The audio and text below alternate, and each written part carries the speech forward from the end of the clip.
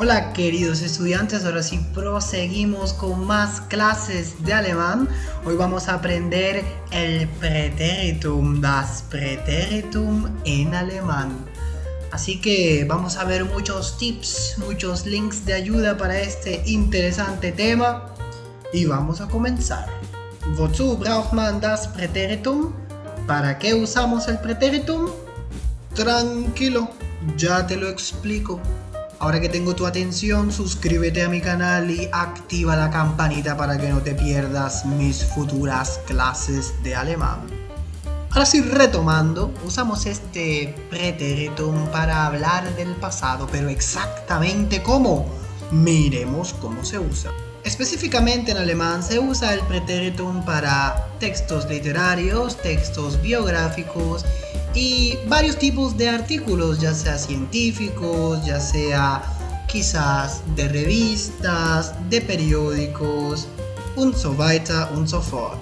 Sin embargo, el tiempo más usado es el perfect cuando hablamos en pasado, mientras que el Präteritum solamente se limita a este tipo de usos y a uno que otro verbo especial que siempre vamos a usar en Präteritum sin importar que no sea literatura, biografías o artículos. Estos verbos son haben, sein y los Modalverben. Al final del vídeo te dejaré una serie de links explicando esto con mucho más detalle. Ahora sí, continuemos. Lo primero que tenemos que tener en cuenta para dominar este tema es el patrón de la conjugación de los verbos regulares en Präteritum, que es tal cual como lo vemos en pantalla. La primera y la tercera persona, ich, así es, suelen tener una TE. La segunda persona tiene una TEST. Luego tenemos wir, que es muy parecido al infinitivo pero con T. Luego ia. Vemos todavía esa terminación bastante parecida con T al final. Y al final es casi igual al infinitivo de manera presente pero con T. Aquí les presento otro verbo totalmente regular y podemos observar las mismas terminaciones anteriores.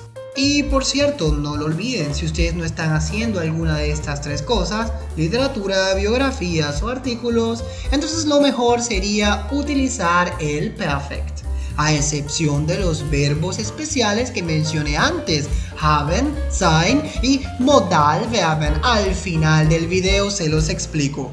Profe Dyson, pero entonces, si ya vimos los regulares, ¿qué pasa con los verbos irregulares?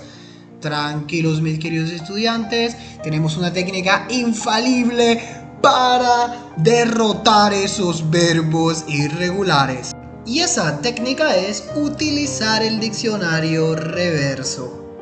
Bueno, es un conjugador, traductor, yo no sé qué más, pero te conjuga una gran cantidad de verbos con una excelente precisión, una excelente herramienta para consultar verbos y conjugar verbos que sinceramente no sabemos bien cómo conjugar. ¿Qué esperabas? Es la irregularidad. Tenemos que llorar menos y hacer más para aprender alemán. Ahora sí, fuera de bromas, la irregularidad en este tipo de temas, en este tipo de idiomas, se aprende haciendo listas personalizadas, haciendo muchos ejercicios y pues usando conjugadores como el que acabé de mostrar. No hay secreto, simplemente es práctica y dedicación. Próximamente estaré haciendo más videos sobre este tema para que lo tengan cada vez más claro. En la próxima clase voy a mostrarles más verbos irregulares en Präteritum, sobre todo los usuales, para que tengan mucho material para estudiar. El link de esta herramienta se las dejaré en un comentario fijado para que tengan un acceso muy fácil a él. Si hasta ahora les está gustando el video, activen la campana, suscríbanse y compartan con sus amigos que aprenden alemán.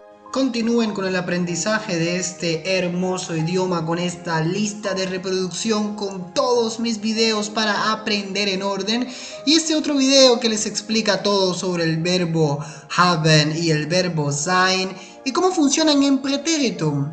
más adelante les mostraré cómo funcionan esos verbos modales im Präteritum. Danke und bis bald. Auf Wiedersehen.